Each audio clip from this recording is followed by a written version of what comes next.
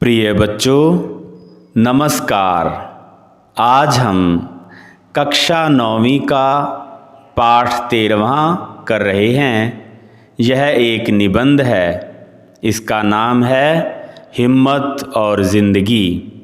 इसके लेखक हैं श्री रामधारी सिंह दिनकर जी। आइए पहले निबंध का सार, उसके पश्चात इसके प्रश्नोत्तर आपको समझाते हैं। इस निबंध में रामधारी सिंह दिनकर जी ने जीवन के उस सत्य की बात की है जिसके अनुसार हिम्मत, परिश्रम, साहस, कर्मठता आदि तत्व ही हमारी सफलता के आधार बिंदु हैं। परिश्रम सफलता की कुंजी है। जोखिम उठाकर आगे बढ़ना, यही मनुष्य की पहचान है। दुख सुख, असफलता सफलता, गमी खुशी को सम्मान दृष्टि से देखना चाहिए। तभी हम जीवन की कला सीख सकते हैं। लेखक के अनुसार वास्तविक सुख तो उसे मिलता है जो सुख को प्राप्त करने के लिए स्वयं कष्ट झेलता है। इसके लिए उन्होंने लिखा है कि जिंदगी का असली मज़ा फूलों के नीचे खेलने और सोने वालों को नहीं, बल्कि दूर रेगिस्तान से आने वालों के लिए होता है। पानी में अमृत वाले तत्व को वही जानता है जो धूप में सूख चुका हो। समुद्र से मोती वही लाएंगे जिन्हें लहरों में तैरने का अभ्यास हो। चांद की चांदनी की ताजगी और शीतलता का आनंद वह मनुष्य लेता है जो दिन भर धूप में थक कर लौटा हो। भोजन का असली स्वाद उसे ही मिलता है जो कुछ दिन बिना खाए भी रह सकता है। जीवन का भोग त्याग से करो। यह केवल परमार्थ का उपदेश नहीं है, क्योंकि संयम से भोग करने पर जीवन में जो आनंद प्राप्त होता है वह निरा भोगी बनकर भोगने से नहीं मिल पाता। लेखक के अनुसार संसार में जितने भी बड़े बड़े महापुरुष हुए हैं, उनका पालन पोषण मुसीबतों और संकटों में ही हुआ है। अकबर का जन्म रेगिस्तान में उस समय हुआ जब उसके पिता के पास धन दौलत नाम की कोई वस्तु न थी। इसी तरह वनवास का दुख एवं लाक्षय ग्रह की मुसीबतों को सहने वाले पांडवों का सफलता का रहस्य उनका कष्ट भोगना था।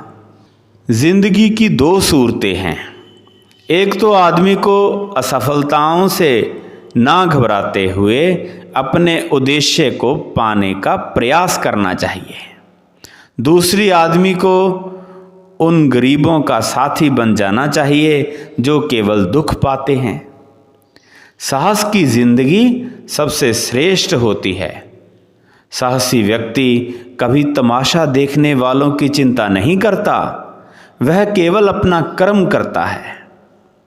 निबंध के अंत में लेखक जीवन के साधकों को सहज भाव से यह कहते हैं कि उन्हें जीवन से मिलने वाली सहज सुविधाओं से संतुष्ट नहीं हो जाना चाहिए। उन्हें संसार की हर वस्तु को प्राप्त करने के लिए प्रयत्नशील होना चाहिए। तो बच्चों, यह था सार। आशा करते हैं कि आपको हिम्मत और ज़िंदगी का यह सार अच्छे से समझ आ गया है। अब हम इसके विषय बोध के प्रश्नोत्तर करते हैं। पहला प्रश्न है, निम्नलिखित प्रश्नों के उत्तर एक या दो पंक्तियों में दीजिए। क प्रश्न है, सुख का स्वाद किन लोगों को अधिक प्राप्त होता है? उत्तर, सुख का स्वाद उन लोगों को अधिक प्राप्त होता है जो लोग सुखों का मूल्य पहले चुकाते हैं।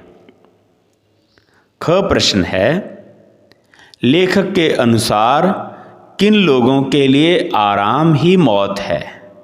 उत्तर, लेखक के अनुसार जिन लोगों को जीवन में आराम आसानी से मिल जाता है उनके लिए आराम ही मौत है। ग प्रश्न है, त्यक्तेन भुंजिथा का क्या अर्थ है?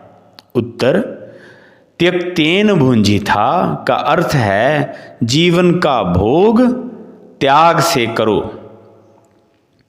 अगला प्रश्न है, अकबर ने कितने वर्ष की उम्र में अपने पिता के दुश्मन को हराया था? उत्तर, अकबर ने 13 वर्ष की उम्र में अपने पिता के दुश्मन को हराया था। अगला प्रश्न है, महाभारत का युद्ध किन किन के मध्य हुआ था? उत्तर, महाभारत का युद्ध पांडवों और कौरवों के मध्य हुआ था। च प्रश्न है, महाभारत के युद्ध में पांडवों की जीत का क्या कारण था? उत्तर, महाभारत के युद्ध में पांडवों की जीत का कारण यह था कि उन्होंने वनवास का दुख एवं लाक्षय ग्रह की मुसीबतों को झेला था। अगला प्रश्न है, साहसी व्यक्ति की पहली पहचान क्या है? उत्तर, साहसी व्यक्ति की पहली पहचान है कि वह इस बात की चिंता नहीं करता कि तमाशा देखने वाले लोग उसके बारे में क्या सोच रहे हैं। ज प्रश्न है, लेखक के अनुसार साधारण जीव कौन से लोग हैं? उत्तर, लेखक के अनुसार जो लोग आस पड़ोस को देखकर चलते हैं और जिन्हें लोक लज्जा का भय रहता है वह साधारण जीव होते हैं। अगला प्रश्न है, लेखक ने किन्हें क्रांति करने वाले लोग कहा है? उत्तर, जो लोग अपने उद्देश्य की तुलना पड़ोसी से नहीं करते, लेखक ने उन्हें क्रांति करने वाले लोग कहा है। दूसरा प्रश्न, निम्नलिखित प्रश्नों के उत्तर 3 या 4 पंक्तियों में दीजिए। इसके लिए क प्रश्न है, लेखक के अनुसार नींद तथा भोजन का वास्तविक आनंद किन्हें मिलता है? उत्तर, लेखक के अनुसार नींद का वास्तविक आनंद उसे मिलता है जो दिन भर धूप में थक कर लौटा हो और भोजन का वास्तविक आनंद उसे मिलता है जो कुछ दिन बिना खाए भी रह सकता हो। ख प्रश्न है, जीवन में असफलताएं मिलने पर भी साहसी मनुष्य क्या करता है? उत्तर, जीवन में असफलताओं के मिलने पर भी साहसी मनुष्य हिम्मत नहीं हारता। वह साहस के साथ मुकाबला करता रहता है और आगे ही आगे बढ़ता रहता है। साहसी मनुष्य उन सपनों में भी रस लेता है जिन सपनों के कोई व्यवहारिक अर्थ नहीं होते। ग प्रश्न है, महान निश्चय एवं बड़े मौके पर कायरता दिखाने वाले व्यक्ति का जीवन कैसा होता है? अर्नोल्ड बेटेन ने एक जगह लिखा है कि जो आदमी यह महसूस करता है कि किसी महान निश्चय के समय में साहस से काम नहीं ले सका, जिंदगी की चुनौती को कबूल नहीं कर सका, वह सुखी नहीं हो सकता। वह अपनी आत्मा के भीतर एक आवाज सुनता है कि तुम साहस नहीं दिखा सके, तुम कायर की तरह भाग खड़े हुए। अगला प्रश्न है, जिंदगी में जोखिम से बचने के कारण क्या हानि होती है? उत्तर, जो आदमी सकुशल जीने के लिए जोखिम को हर जगह पर घेरा डालता है, वह अंततः में अपने ही घेरों में कैद हो जाता है और उसे अपनी जिंदगी का कोई मजा नहीं मिल पाता, क्योंकि जोखिम से बचने के लिए असल में उन्होंने जिंदगी को ही रोक दिया होता है। तीसरा प्रश्न, निम्नलिखित प्रश्नों के उत्तर 6 या 7 पंक्तियों में दीजिए। इसके लिए क प्रश्न है, साहसी व्यक्ति के कोई 5 गुण लिखिए। उत्तर, 1, साहसी व्यक्ति इस बात की चिंता नहीं करता कि तमाशा देखने वाले लोग उसके बारे में क्या सोच रहे हैं। 2, वह उन सपनों में भी रस भर लेता है जिनका कोई व्यवहारिक अर्थ नहीं होता। 3, साहसी मनुष्य सपने उधार नहीं लेता। 4, जीवन में असफलताओं के मिलने पर भी साहसी मनुष्य हिम्मत नहीं हारता। 5, वह कठिनाइयों से नहीं डरता।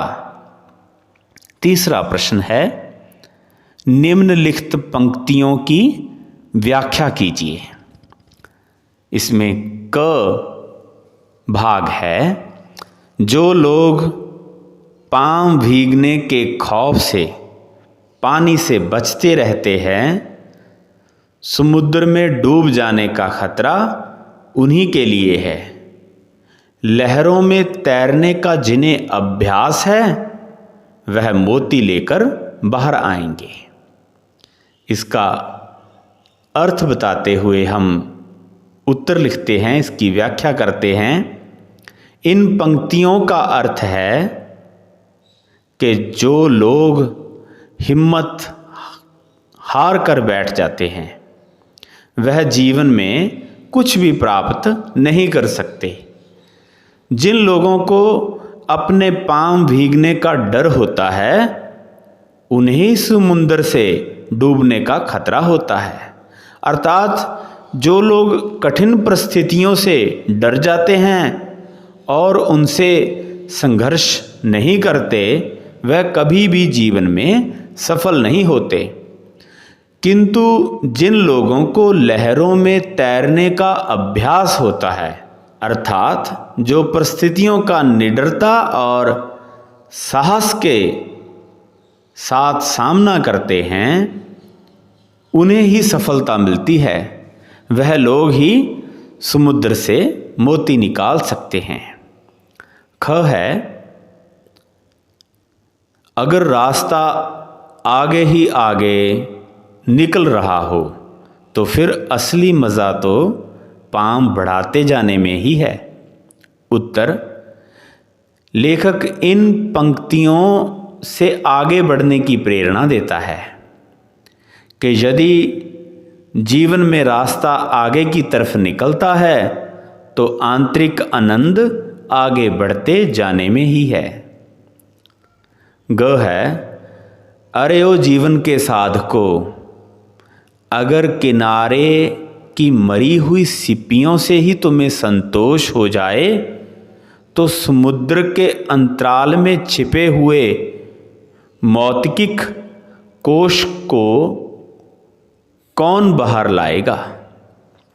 उत्तर, लेखक इन पंक्तियों में जीवन के साधकों को संबोधित करते हुए कहता है कि यदि तुम्हें किनारे पर मरी हुई सिप्पियों से ही संतोष हो जाएगा तो समुद्र के बीच छिपे हुए मोतियों के खजाने को कौन बाहर लाएगा। अर्थात तुम्हें केवल सिप्पियों से संतोष नहीं करना है, बल्कि कठिन परिश्रम करके समुद्र में से मोतियों का खजाना बाहर निकालना है। घ है कामना का आंचल छोटा मत करो। जिंदगी के फल को दोनों हाथों से दबाकर निचोड़ो। रस की निर्झरी तुम्हारे बहाए भी बह सकती है। उत्तर, लेखक जीवन के साधकों को प्रेरणा देते हुए कहते हैं कि तुम अपनी इच्छाओं का आंचल छोटा मत करो। तुम अपनी जिंदगी के फल को दोनों हाथों से दबाकर निचोड़ो। इसमें से रस की नदी तुम्हारे द्वारा भी बह सकती है।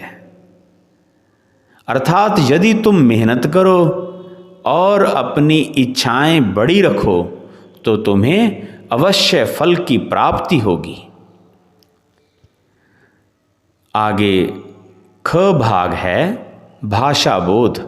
इसमें पहला प्रश्न है, निम्नलिखित तत्सम शब्दों के तद्भव रूप लिखिए। जो तत्सम शब्द होते हैं वह संस्कृत के शब्द होते हैं और तद्भव शब्द हिंदी रूप होता है। तो पहला शब्द है पुष्प। इसका तद्भव शब्द आएगा फूल।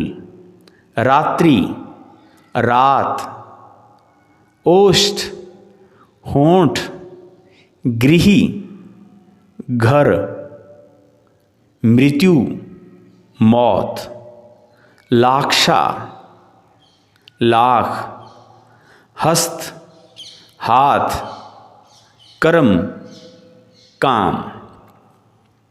दूसरा प्रश्न है, निम्नलिखित मुहावरों के अर्थ समझकर उन्हें वाक्यों में प्रयुक्त कीजिए।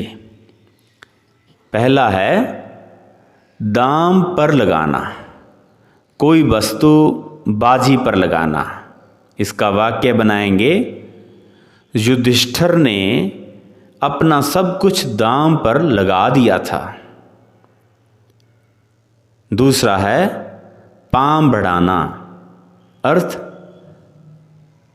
चाल तेज करना, जल्दी जल्दी चलना, आगे बढ़ना। इसका वाक्य बनाएंगे, तुम्हें वहाँ समय पर पहुँचने के लिए अपने पाँव बढ़ाने चाहिए। निम्नलिखित शब्दों को शुद्ध करके लिखिए। यहाँ पर अशुद्ध रूप दिए गए हैं, इनके हमने शुद्ध रूप लिखने हैं। तो आप अपनी स्क्रीन पर देख सकते हैं कि इन शब्दों के शुद्ध रूप कैसे हैं। जैसे पहला रेगिस्तान, संतुष्ट, आत्मा, ज़रूरत, आवाज़, स्वाद, खुशबूदार, संयम, चुनौती, निर्झरी।